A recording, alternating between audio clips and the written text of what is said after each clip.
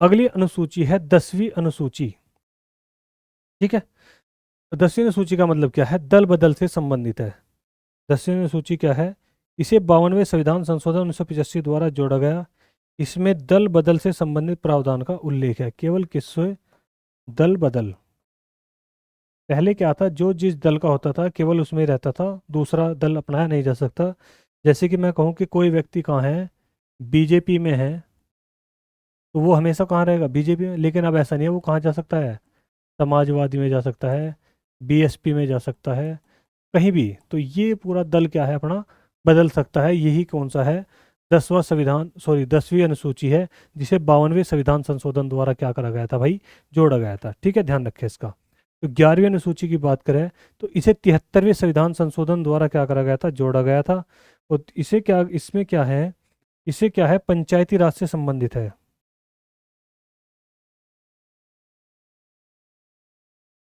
पंचायती राज। ठीक है, ध्यान रखना। इसका संबंध किससे है? पंचायती राज संस्थाओं से कार्य करने के लिए। ठीक है, पंचायती राज में ये पूछ लिया जाता है कि पहली बार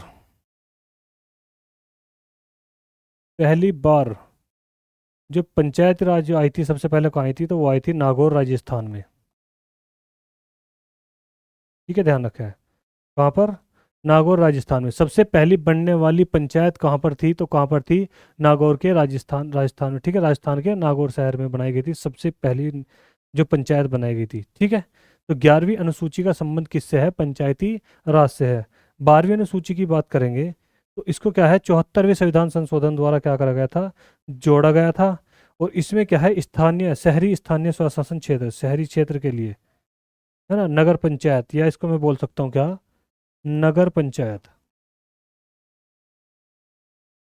इसको मैं क्या कह सकता हूँ?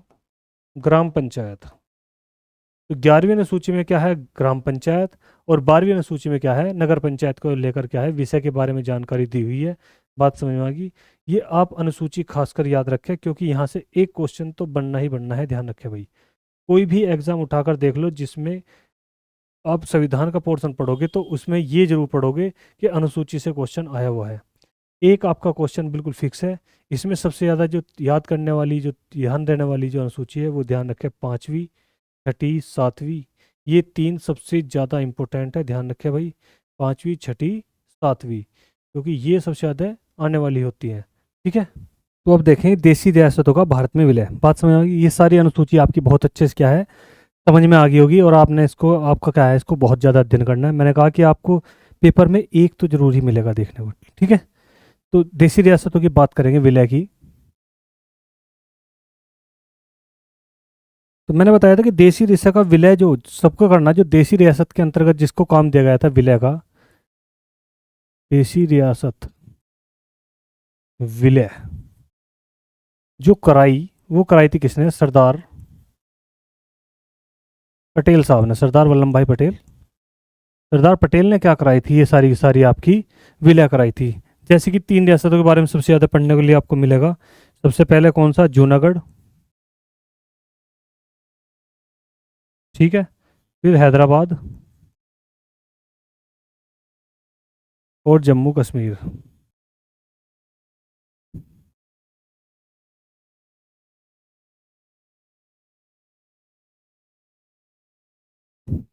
ठीक है, तो जूनागढ़ को कैसे मिला गया था? जनमत संग्रह द्वारा। ये भी बताऊंगा मैं आपको क्या चीज़ें हैं।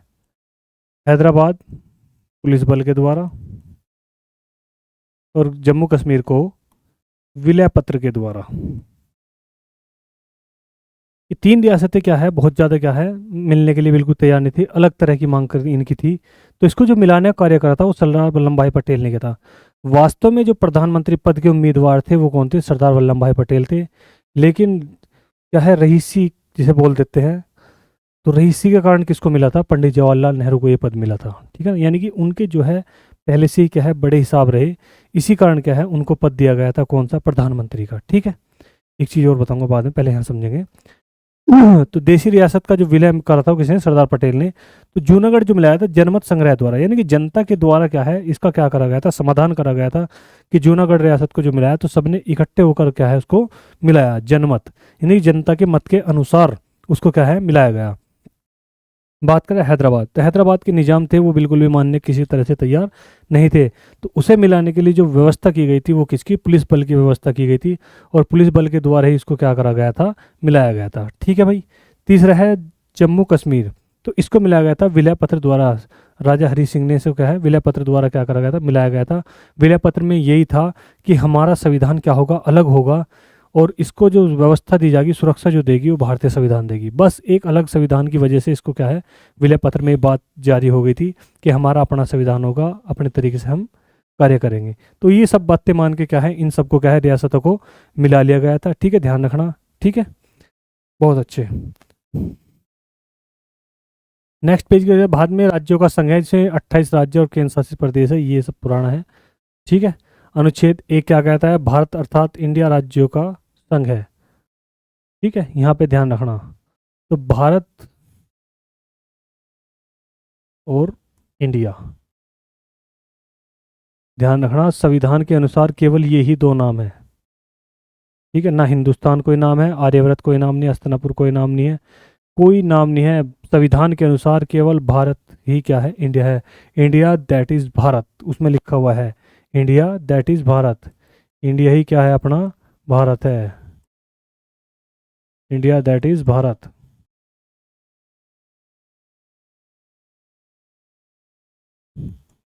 India that is Bharat. ठीक है भाई, इसका ध्यान रखें। तो अनुच्छेद ये कहता है, इसमें आपको बताया था मैंने कि अनुच्छेद क्षेत्र में ये है, संघ राज्यों के क्षेत्र का मतलब है कि उसके नाम में परिवर्तन, सीमा परिवर्तन जो भी होगा वो सब किसके, अनुच्छेद एक के अंतर्गत और अनुसूची एक के अंतर्गत। चार तक ही, ये आर्टिकल 4 तक ये समझेंगे हम। ठीक है भाई। तो दो में क्या है, वही है, सारा का सारा ही बताया गया है। राज्यों का पुनर्गठन, राज्यों के पुनर्गठन में सबसे ज़्यादा ध्यान रखना, धर आयोग के बारे में पढ़ेंगे। एस के धर के आयोग की जो नियुक्ति थी उसको पढ़ेंगे, ये यहाँ मिलेगी आपको। धर आयोग निर्णय की परीक्षा करने के लिए कांग्रेस कार्य समिति अपने जयपुर अधिवेशन में पंडित जवाहरलाल नेहरू, वल्लभ भाई पटेल और पट्टाभी सिद्धारमैया की समिति का गठन किया गया। इस समिति को भाषा आधार पर राज्य का पुनर्मांग की खारिज कर दिया गया। नेहरू पटेल सिद्धारमैया जेवीपी समिति, इसका पूरा नाम है जेवीपी, की रिपोर्ट के बाद मद्रास के राज्य के तेलुगु भाषा में पोटी श्री रामुल्लू के नेतृत्व में आंदोलन प्रारंभ किया गया। ठीक है, ध्यान रखना। 56 दिन के आमरण अनशन के बाद 15 को रामुल्लू की मृत्यु हो गई, और रामुल्लू की मृत्यु के बाद प्रधानमंत्री नेहरू ने तेलुगु भाषा के पृथक आंध्र प्रदेश के गठन की घोषणा कर दी। तो ध्यान रखना, ये इंपॉर्टेंट गुण है, भाषा के आधार पर बनने वाला राज्य है। भाषा के आधार पर बनने, भाषा के आधार पर बनने वाला राज्य है, तो वो कौन सा है, ध्यान रखा है भाई, कौन सा है, आंध्र प्रदेश। भाषा भी कौन सी, तेलुगु। तेलुगु भाषा के आधार पर जो बनाया गया था राज्य, वो तो कौन सा था, तो वो था आंध्र प्रदेश। ठीक है, ध्यान रखना, ये अच्छा क्वेश्चन है। और भाषा के आधार पर जो समिति बनी थी वो कौन थी, जेवीपी समिति थी, जिसमें क्या हो गया था, रामुल्लू की क्या हो गई थी भाई, मृत्यु हो गई थी। रामुल्लू ने एक समिति चलाई थी अपनी, उसको क्या है, हो गई थी। ये सारा का सारा मैटर वही है, आपको ज़्यादा इसमें पढ़ने की ज़रूरत नहीं है, इतना खास नॉर्मल था। आप इसका क्या करें, बस किताब से अध्ययन करें, आपको कुछ इंपॉर्टेंट लगे तो उसको क्या है, अंडरलाइन कर ले। ज़्यादा कुछ नहीं है इसमें, जो क्वेश्चन पूछा जाने वाला है सबसे ज़्यादा वो मैंने आपको यहाँ पे बता दिया कि भाषा के आधार पर बनने वाला पहला राज्य जो था, तो वो था कौन सा, आंध्र प्रदेश। क्षेत्रीय परिषद भाग ये खासकर याद रखे भाई यहाँ तक। ठीक है, इसकी ट्रिक मैंने आपको बताई रखी है पहले ही। तनमराज,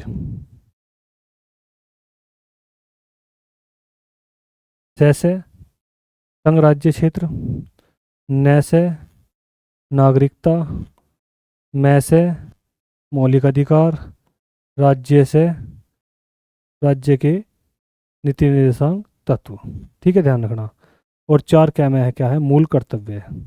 इनको तो क्या है, जोड़ा गया था, है ना, ये क्या की कंडीशन है। और सब पांचवें भाग में आपको पता ही है, सारा का सारा क्या है, पदाधिकारी, जितने भी पदाधिकारी है वो कौन से भाग में है, पांचवें। ठीक है, ध्यान रखें, इसका सबसे याद है। और एक रखने वाला याद है, 17 और 18, आपात उपबंध से लेकर और राजभाषा से लेकर। तो राजभाषा कौन सा है, 17। चार सबसे ज़्यादा ध्यान रखें, एक, एक दो तीन चार, ये सबसे ज़्यादा आप इसको क्या है, याद रखें भाई, भाग को इनके।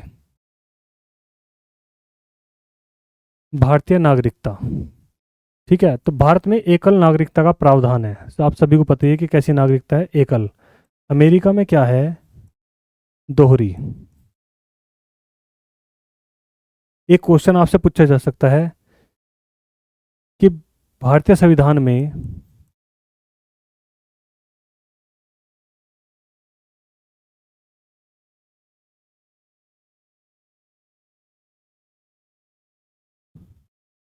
भारतीय संविधान में किस शब्द का जिक्र नहीं है? किस शब्द का जिक्र नहीं है, उल्लेख नहीं है, कुछ भी करके पूछा जा सकता है। वो ध्यान रखना, वो है संज्ञेय। ये आपको ऑप्शन है 100% मिलेगा भाई, ध्यान रखियो। अगर ये क्वेश्चन आओगा तो ये आपको वर्ड 101% मिलेगा लिखा हुआ। भारतीय संविधान में किस शब्द का जिक्र नहीं है, तो वो शब्द है, ध्यान रखना, संज्ञेय। क्योंकि संज्ञेय का जो अर्थ है, इसका जो अर्थ है, इसका अर्थ है दोहरी नागरिकता। इस शब्द का अर्थ क्या है? दोहरी नागरिकता। और भारत में कैसी नागरिकता है? तो कैसी है? एकल यानी कि इकहरी। कैसी नागरिकता है यहाँ पर? इकहरी नागरिकता है। तो भारत में कैसी नागरिकता होगी? इकहरी। और संज्ञेय शब्द का जो अर्थ है वो है क्या है? दोहरी की बात करें तो दोहरी शब्द हमारे यहाँ पे कहीं भी नहीं है। ठीक है, ध्यान रखना, ये क्वेश्चन अच्छा क्वेश्चन है। ऐसे क्वेश्चन बनने के बहुत ज़्यादा चांस रहते हैं। अगर ऐसा क्वेश्चन बना तो ये शब्द आपको जरूर मिलेगा। ठीक है भाई, ध्यान रखें। आगे चलेंगे। वंश परंपरा का, तो यानी कि बात करें हम नागरिकता की, अनुच्छेद क्या है? 5 से 11 तक है। इकहरी नागरिकता है, बस ये खास कर ध्यान रखना हमारे लिए। तो इसको नॉर्मल सा पढ़ लेना भाई, इसको ज़्यादा खास नहीं है, बस इसका भाग ध्यान रखें और आर्टिकल ध्यान रखें। 5 से 11 तक है। मौलिक अधिकार, ये पढ़ने के लिए अच्छे हैं, इनको पढ़ेंगे समझेंगे। ठीक है, तो मौलिक अधिकार की यदि बात करें तो मौलिक अधिकार जो है कितने हैं हमारे? तो वे है, ध्यान रखना, 6। कितने प्रकार है मौलिक अधिकार हमारे? 6 प्रकार के। पहला समता समानता, दूसरा स्वतंत्रता, तीसरा शोषण के विरुद्ध, चौथा धार्मिक स्वतंत्रता, पांचवा संस्कृत शिक्षा और छठा है संवैधानिक उपचार। तो हमारे जो मौलिक अधिकार है वे कितने हैं? 6। कितने हैं भाई? 6 तरह के हमारे क्या है? मौलिक अधिकार हैं। उनको आप समझेंगे ध्यान से। इसे संयुक्त राज्य अमेरिका के संविधान से लिया गया है। सबसे पहला सवाल तो यह है कि मौलिक अधिकार कहाँ से लिए गए हैं? तो कहाँ से लिए गए हैं? संयुक्त राज्य अमेरिका से लिए गए हैं। वो मैंने आपको अंडरलाइन कराया भी था पीछे की, कि इनके ध्यान रखना, याद रखा है थोड़ा सा। अगला कौन है? इसका वर्णन संविधान के भाग 3 में है। सनम में आ गया। और 12 से 35 तक है, संविधान के भाग 3 में है। ठीक है, मूल अधिकारों का जन्मदाता भी इसको कहा जाता है। मौलिक अधिकारों में संशोधन हो सकता है एवं राष्ट्रीय आपदा के दौरान जीवन एवं व्यक्तिगत स्वतंत्रता के आधार को छोड़कर अन्य मौलिक अधिकारों में स्थगित किया जा सकता है।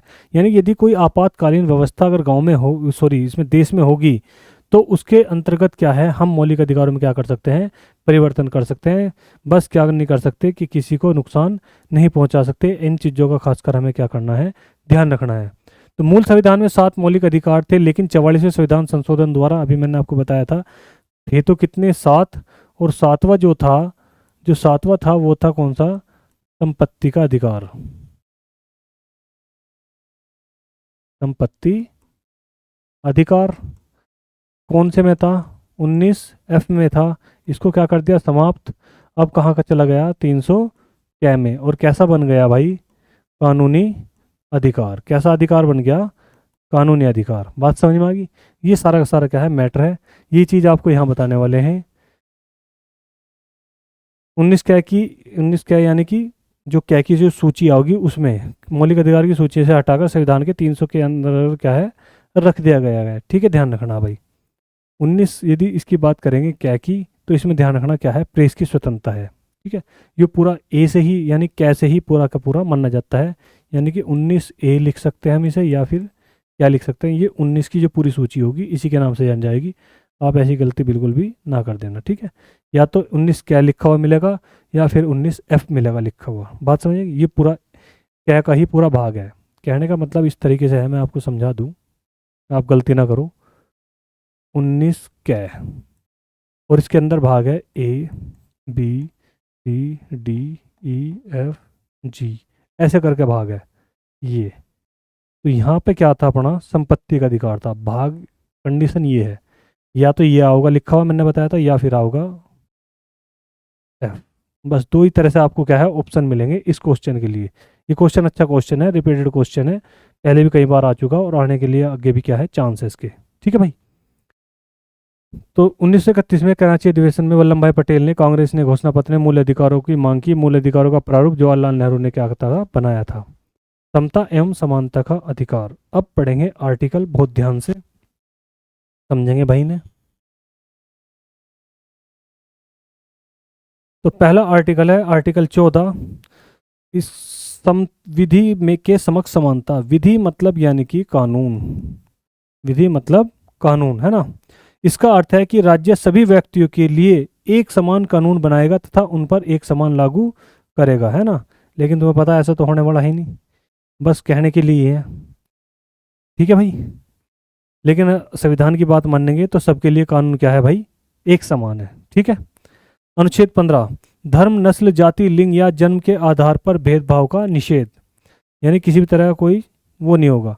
राज्य के द्वारा धर्म, मूलवंश, जाति, लिंग, जन्म स्थान आदि के आधार पर नागरिकों के प्रति जीवन के किसी भी क्षेत्र में भेदभाव नहीं किया जाएगा। यानी कि कोई किसी भी धर्म का हो, किसी भी नस्ल का हो, किसी भी जाति का हो, स्त्री हो, पुरुष हो, कुछ भी हो, उसके प्रति कोई भी भेदभाव किसी भी तरह का नहीं किया जाएगा, ठीक है। आर्टिकल 16, लोक नियोजन के विषय के अवसर की समानता, यानी कि जो हम क्या करते हैं, सरकारी नौकरी एक तरीके से, तो इसके बारे में पढ़ लेंगे थोड़ा सा। कहने का मतलब ये है इसका, आप देखेंगे, राज्य के अधीन किसी भी पद पर नियोजन या नियुक्ति से संबंधित विषयों से सभी नागरिकों के लिए अवसर की समानता क्या होगी, होगी। अपवाद में क्या है, आ गया अनुसूचित जाति और जनजाति और पिछड़ा वर्ग, है ना। यानी कि यदि सरकारी नौकरी की बात करेंगे तो हमारे पास में जनरल कैटेगरी, ओबीसी, एससी और इससे भी नीचे चलेंगे तो एसटी। तो आपने देखा होगा यहाँ पे दिक्कत है किसकी, मेरिट लिस्ट की। यदि ये 90 पे लगेगी तो ये कितना होगी, तो ये कितना 80 85 जो भी होगा, तो ये कितना होगी 70, तो ये कितना होगी 60। तो इस तरह से क्या है, इस पे दिक्कत ये क्या है पाई जाओगी। जबकि यहाँ पे लिख रखा कि लोक नियोजन विषय के अवसर की समानता, कि सबके क्या है समान रखा जाए। लेकिन कुछ स्थितियों में क्या है, इन्होंने अलग करके रखा है समानता को, कि सबको क्या है अलग अलग तरह से क्या है मेरिट लिस्ट लगाई जाती है। बात समझ में आ गई भाई। अनुच्छेद 17 मोस्ट इंपोर्टेंट है, इसको समझेंगे।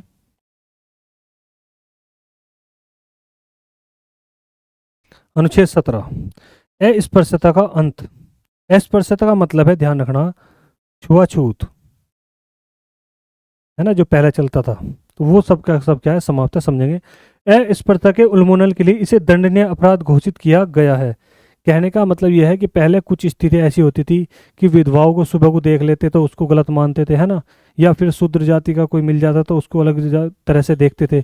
या फिर ये समझ लीजिए कि मंदिरों में जाना इनका क्या है बिल्कुल भी शूद्रों का क्या है अलाउ नहीं था, विधवाएं मंदिरों में नहीं जाती थी। तो ये सब सिस्टम क्या थे, छुआछूत के सिस्टम थे।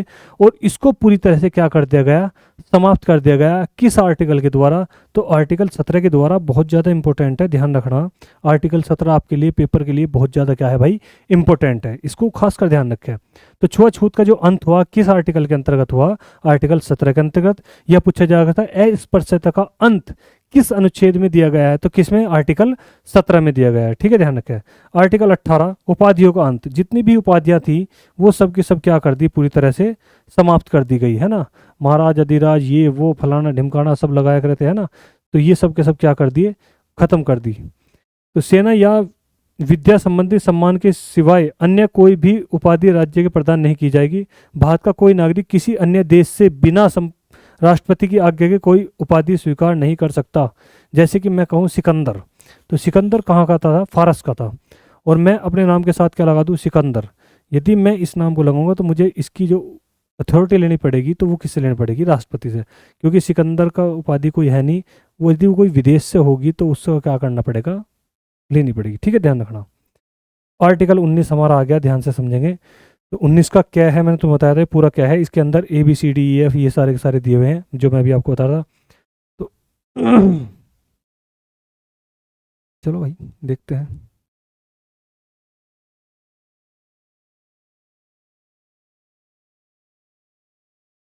तो 19A में क्या है, बोलने की स्वतंत्रता है, या मैं इसको बोल सकता हूँ, ध्यान रखना, यहाँ पे प्रेस की स्वतंत्रता भी इसको मैं बोल सकता हूँ,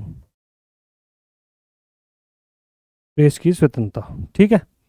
बी में क्या है, शांतिपूर्ण हथियार द्वारा क्या करना, सभा करना। सी का मतलब क्या है, संघ बनाने की। डी का मतलब है कहीं भी घूमने की, है ना, आवागमन करने की। ए मतलब ध्यान रखना एडवाइस, यानी कि क्या करना, किसी को बोलने की, है ना, बोलना। बी मतलब क्या है, एक अपना वो बनाना। सी संघ। डी ड्राइविंग यानी कि घूमना। ई, ई का क्या है, देश के किसी भी निवास करना, लीव। ई। एफ, एफ क्या था, संपत्ति का अधिकार था जो 44वें संविधान संशोधन द्वारा क्या कर दिया गया, समाप्त कर दिया गया।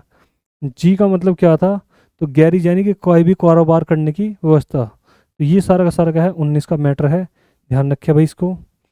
और प्रेस को ध्यान रखना कौन सा, चौथा स्तंभ कहा गया है। पहला स्तंभ कौन सा है, तो वह है राष्ट्रपति अपना, दूसरा उपराष्ट्रपति, तीसरा प्रधानमंत्री, चौथा प्रेस। आर्टिकल 20, अपराधों के लिए दोष सिद्ध के संबंध में संरक्षण, है ना, यदि कोई अपराधी है तो उसके लिए यानी कि क्या है, वकील की व्यवस्था, है ना, अपने आप में अपनी अपनी सफाई में कुछ कहने का मतलब ये है इसका मतलब। देखेंगे, इसे पढ़ेंगे। अपराधों के लिए दोष सिद्ध के संबंध में संरक्षण, इसके तहत 3 प्रकार की स्वतंत्रता का वर्णन है। यदि कोई व्यक्ति पकड़ा जाता है तो दोष सिद्ध करने के लिए उसके पास में कितनी स्वतंत्रताएं हैं, 3 तरह की स्वतंत्रता है। पहली, किसी भी व्यक्ति को एक अपराध के लिए सिर्फ एक बार सजा मिलेगी। बात समझ में आई, इसका मतलब ये हो गया कि यदि मैं एक क्या कर दूं, मर्डर कर दूं, और उसकी सजा है क्या, 10 साल, ठीक है, और मैंने कर दिए कितने मर्डर, 3 मर्डर, तो सजा कितनी मिलेगी भाई। बात समझ रहे हैं, हाँ, इसने कहा किसी भी व्यक्ति को एक अपराध के लिए सिर्फ एक बार सजा मिलेगी। एक बार में उसने क्या कर दिया था, एक मर्डर, तो कितनी सजा थी, 30 साल। यदि किसी व्यक्ति ने कितने करे हो मर्डर, 3 मर्डर करे हो, तो उसे कितनी सजा मिलेगी, तो उसे भी कितनी मिलेगी, 3 साल।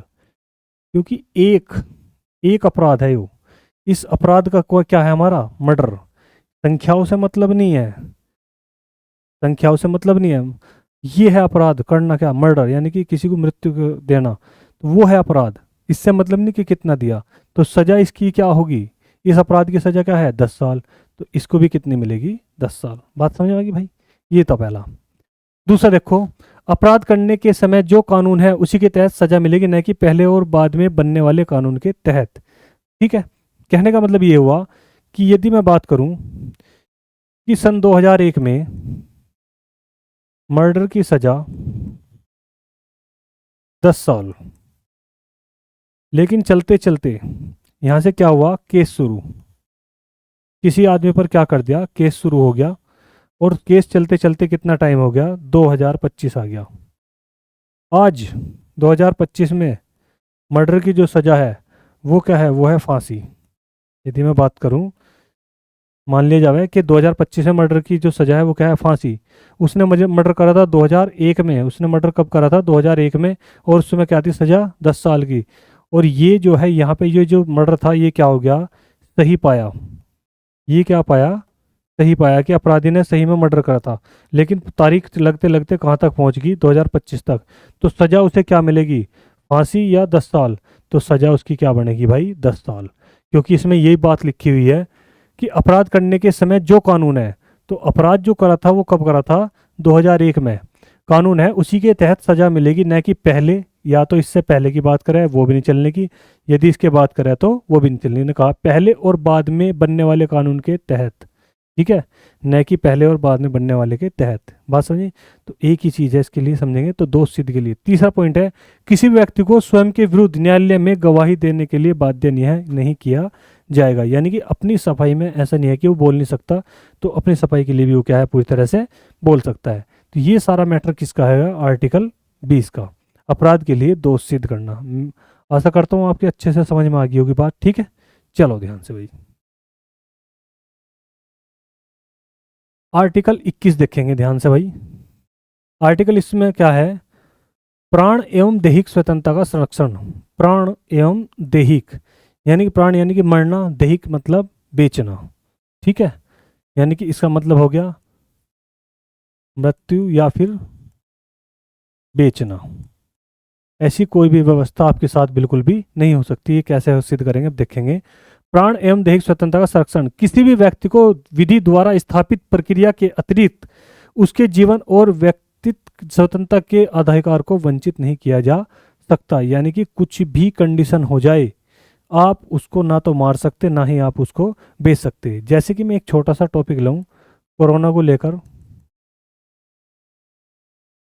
तो कोरोना में क्या है, बहुत ज़्यादा क्या है, अकाल की कंडीशन मान लो, या फिर मैं कह सकता हूँ अकाल। कोरोना ले लो या अकाल ले लो, यदि देश में अकाल पड़ जाए तो यदि किसी परिवार में 6 बच्चे हो तो क्या वो उसको एक बच्चे को बेच सकता है? नहीं। या अकाल पड़ जाए तो किसी 2 बच्चे को मार सकता है? नहीं।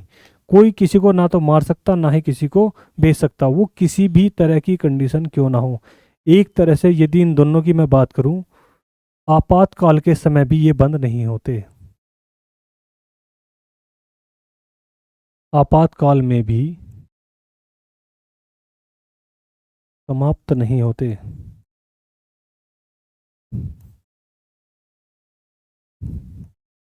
आर्टिकल 20 और 21 एक ऐसी कंडीशन है, ध्यान रखना, जो कभी भी क्या है, किसी भी कंडीशन में समाप्त नहीं होते। ठीक है, ध्यान रखना। 20 व 21 के बारे में कहा जाए, सबसे ज़्यादा इंपॉर्टेंट प्राण एवं दैहिक स्वतंत्रता, सबसे पहला नंबर इसका और दूसरा नंबर इसका। तो दो कंडीशन ऐसी होती है हमेशा जो किसी भी कंडीशन में समाप्त नहीं होगी। तो ये आपसे पूछा जा सकता है कि आपातकाल के समय कौन से अनुच्छेद या किस अनुच्छेद को स्थगित नहीं किया जाता। तो आर्टिकल 20 और 21 ऐसे हैं जो कभी भी क्या है, स्थगित नहीं किए जाते। 21 क्या है, 6 से 14 वर्ष के बच्चे की आयु के समस्त ऐसे ढंग से जैसा कि राज्य विधि द्वारा आधारित है, निःशुल्क तथा अनिवार्य शिक्षा उपलब्ध कराई जाएगी। ये 86वां संविधान संशोधन हुआ था 2002 में, और ये करा था भाई प्रधानमंत्री अटल बिहारी वाजपेयी ने। अटल बिहारी वाजपेयी ने करा था 2002 में कि 6 से 14 वर्ष के बच्चे को शिक्षा देना क्या कर दिया, पूरी तरह से अनिवार्य। और इसी को 21 क्या को वहाँ ले गई है, कहाँ पर, मूल कर्तव्य में। मूल कर्तव्य भी कौन सा, 11वां मूल कर्तव्य, इसको क्या कर दिया गया, बढ़ा दिया गया। ठीक है। अनुच्छेद 22, कुछ दशाओं में गिरफ्तार और निरोध में संरक्षण, यानी गिरफ्तार भी हो सकते हैं और उसके लिए बचाव भी। कुछ दशाओं में गिरफ्तारी और निरोध से संरक्षण है ना, बचाव से संरक्षण। अगर किसी भी व्यक्ति को मनमाने ढंग से हिरासत में ले लिया गया हो तो उसे 3 प्रकार की स्वतंत्रता प्रदान की गई है। ठीक है। हिरासत में लेने का कारण बताना होगा, 24 घंटे के अंदर उसे दंडाधिकारी के समक्ष पेश किया जाएगा, उसे अपने पसंद के वकील से सलाह लेने का अधिकार होगा। ठीक है, ध्यान रखना, ये पूरा का पूरा क्या है, आर्टिकल 22 के अंतर्गत आता है। ठीक है। निवारक निरोध, यानी कि भारतीय संविधान के अनुच्छेद 22 के खंड 3, 4, 5, 6 में तटबंदी, ये सारा का सारा वही सिस्टम है जो अभी आप पढ़ रहे, इसको ज़्यादा पढ़ने की, डीपली पढ़ने की जरूरत नहीं है, यही सब कुछ है। ठीक है।